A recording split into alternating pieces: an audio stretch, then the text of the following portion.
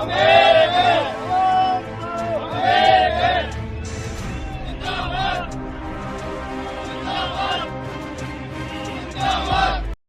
मैं जितेंद्र शर्मा। सफाई कर्मचारी एक बार फिर आंदोलन की राह पर जा सकते हैं। सफाई कर्मचारी एक बार फिर हड़ताल कर सकते हैं। आखिर क्यों करना पड़ता है सफाई कर्मचारियों को? ये बार-बार जो हड़ताल, ये बार-बार आंदोलन की राह पर सफाई कर्मचारी क्यों चलते हैं? सफाई कर्मचारियों की क्यों मांगों को एक बार में सरकार और नगर निगम प्रशासन पूरा नहीं करता?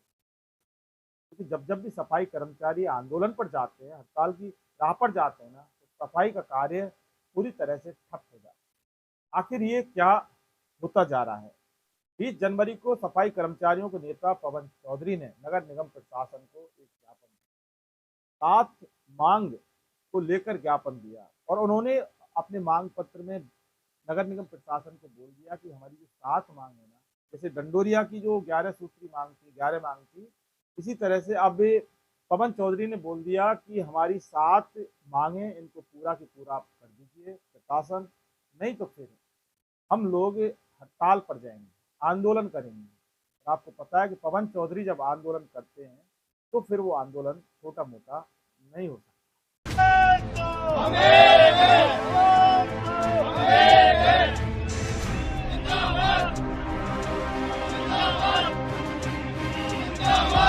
किसी भी कीमत पर नहीं। 7 मांगों में जो बायोमेट्रिक हाजिरी लगती है, उससे हाजिरी का जो समय है वो 7:30 से 8 किया जाए, पहले नंबर की मांग ये थी। दूसरी मांग L1 से L2 वेतन श्रृंखला है, वो 2 महीने से चल रहा है, वो उसका 1 साल से एरियर बाकी है, उसका पूरा भुगतान, जो बकाया भुगतान है वो इनको चाहिए। नगर निगम भाग सेकंड के एरियर का जो बकाया भुगतान है वो नगर निगम के कर्मचारियों को चाहिए। ये तीसरी पवन चौधरी की मांग है। एम्प्लॉय आईडी को लेकर भी उनकी एक मांग है कि जो एम्प्लॉय आईडी है ना, वो कर्मचारियों का जो मैपिंग सिस्टम है वो चल रहा है, वो सही नहीं चल रहा। यानी कि कईयों की आईडी बन गई एम्प्लॉय आईडी और कईयों की नहीं बनी, और किसी की गलत बन गई तो उनमें करेक्शन किया जाए, मतलब बहुतों की तो बनी नहीं। तो इससे पूरी एम्प्लॉय आईडी है उनको लेकर करेक्शन है वो किया जाए। ये जो लापरवाही है ना, ये प्रशासन के आईटी सेल की लापरवाही। इस लापरवाही के कारण जो कर्मचारियों के साथ जो नुकसान हो रहा है, कर्मचारियों के हक अधिकारों के साथ जो हनन हो रहा है ना, उसको पूरा किया जाए। इस तरह से चौथी मांग नगर निगम कर्मचारी नेता पवन चौधरी।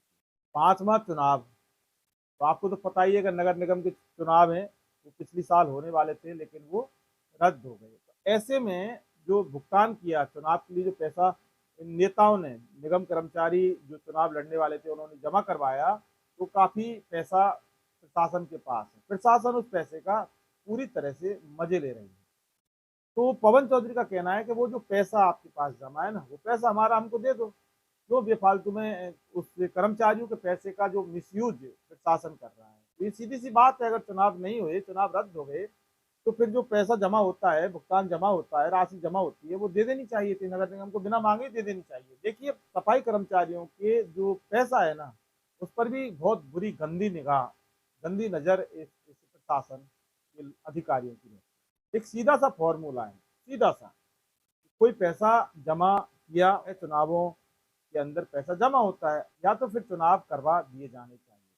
और अगर चुनाव नहीं होते हैं, चुनाव रद्द हो गए, तो फिर पैसा देने में कहाँ दिक्कत आ रही है? इसके लिए भी आंदोलन की चेतावनी दे दी पवन चौधरी, हमारा पैसा दे दो, नहीं तो हम आंदोलन करेंगे। देखिए, बहुत बड़ा मतलब दुर्भाग्य है ये हमारा ऐसा राजस्थान है, भजनलाल सरकार का जो राजस्थान, एनपीएस और जीपीएफ का जो पैसा है, भुगतान जो चल रहा है, बकाया भुगतान चल रहा है, उसको डालो। 6वें नंबर की मांग है पवन चौधरी की। तो 7वें नंबर की जो मांग है वो ये है कि जो 70% कार्यवाहक जो कर्मचारी हैं उनका प्रमोशन किया जाए। मतलब बिना प्रमोशन के ही वो कार्यवाहक के रूप में चल रहे हैं, और प्रमोशन करके उनको स्थायी कर्मचारी का ठप्पा लगाया जाए। कुल मिलाकर ये है कि जो कार्यवाहक 70% जो कर्मचारी काम कर रहे हैं उनका प्रमोशन कीजिए, और फिर अब तक कार्यवाहक काम करते रहेंगे, तो फिर जब स्थायी हो जाएंगे ना, तभी काम चलेगा। ऐसे अस्थायी रूप से कार्यवाहक, कार्यवाहक क्या होता है? कार्यवाहक, तो कार्यवाहक कर्मचारी हैं, उनका प्रमोशन करके उनको स्थायी रूप से किया जाए। इस तरह से पवन चौधरी ने अपनी 7 मांग 20 जनवरी को नगर निगम प्रशासन के सामने उनके दफ्तर में जाके रख दी मुख्यालय पर। ये हमारी 7 मांगे, इन 7 मांगों को आप पूरा कर दो, राजी राजी, वरना फिर हम क्या करेंगे ये बताने की जरूरत नहीं।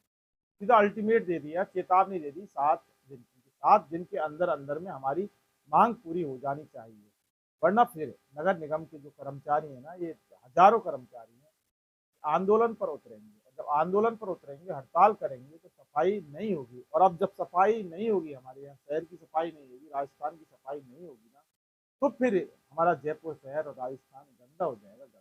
स्वच्छ भारत का जो अभियान भारतीय जनता पार्टी की सरकार का है ना, वो गंदा हो जाएगा। राजस्थान गंदा होगा तो फिर भारत भी गंदा होगा। इस तरह से सफाई कर्मचारियों को बार बार हड़ताल की चेतावनी देनी पड़ती है, बार बार आंदोलन की चेतावनी देनी पड़ती है। कभी नंदकिशोर डंडोरिया हड़ताल करते हैं, आंदोलन करते हैं, कभी पवन चौधरी आंदोलन हड़ताल की राह पर उतरते हैं। तो फिर क्यों ना इनकी सफाई कर्मचारियों की जो मांग है उनको नगर निगम प्रशासन एक बार में पूरा कर दे, जिससे कि ये बार बार ये आंदोलन हड़ताल, आंदोलन हड़ताल। वो क्या मांग रहे हैं नगर निगम प्रशासन से, सरकार से? तो जमीन जायदाद की रजिस्ट्री तो मांग नहीं रहे कि जमीन जायदाद हमारे नाम कर दो, विधानसभा हमारे नाम कर दो, नगर निगम का जो मुख्यालय है ये हमारे नाम रजिस्ट्री करा दो, ऐसी कोई मांग नहीं है।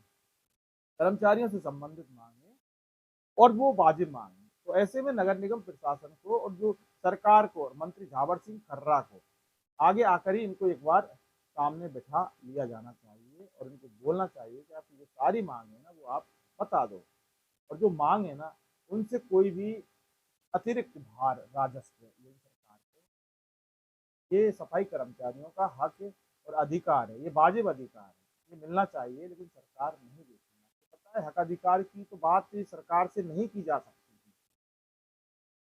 हमारे भारत देश के अंदर जहाँ शंकराचार्यों का इतना बड़ा अपमान हो रहा है उत्तर प्रदेश में, डबल इंजन की सरकार में, भारतीय जनता पार्टी के झंडे वाली सरकार में, तो ऐसे में हक अधिकार, वो भी तो हक अधिकार ही मांग रहे हैं।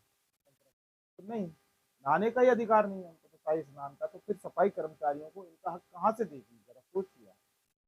नमस्कार।